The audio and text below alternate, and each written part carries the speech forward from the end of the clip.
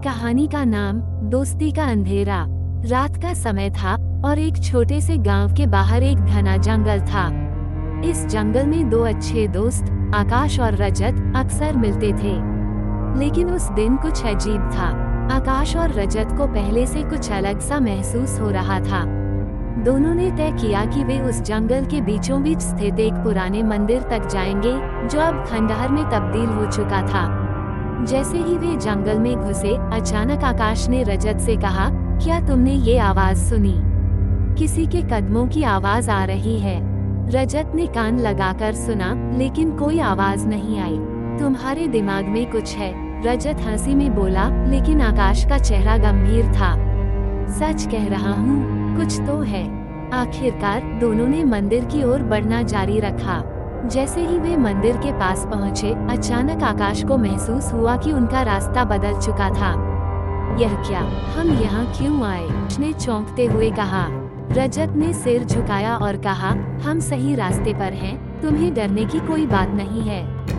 लेकिन आकाश का दिल तेजी से धड़कने लगा। कुछ तो छिपा रहे हो, रजत। वह चुपचाप चलने लगा और रजत से थोड़ी दूरी बना ली। अचानक मंदिर की ओर बढ़ते हुए रजत का चेहरा बदला हुआ सा लगा। आकाश ने देखा कि रजत की आंखों में एक अजीब सी चमक थी। वह और घबराया।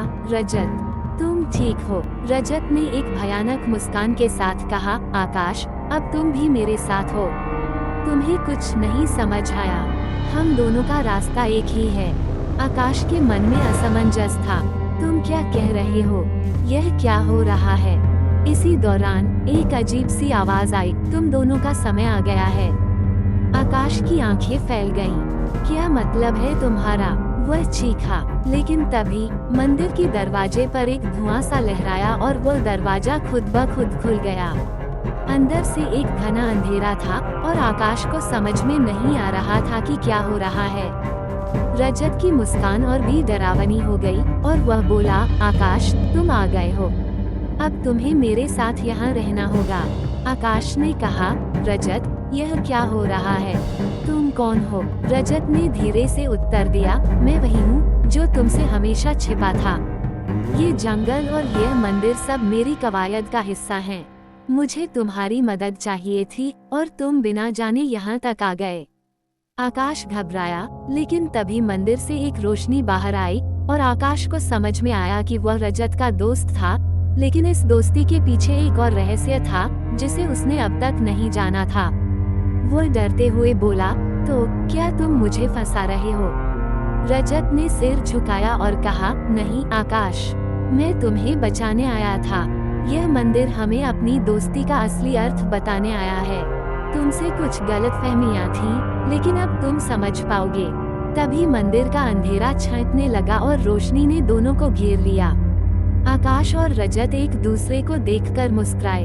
आकाश ने कहा, मुझे यकीन है कि अब मैं सही रास्ते पर हूँ। दोस्ती, चाहे कैसी भी हो, समय और मुश्किलों से गुजरकर ही अपने असली रूप को पहचान पाती है।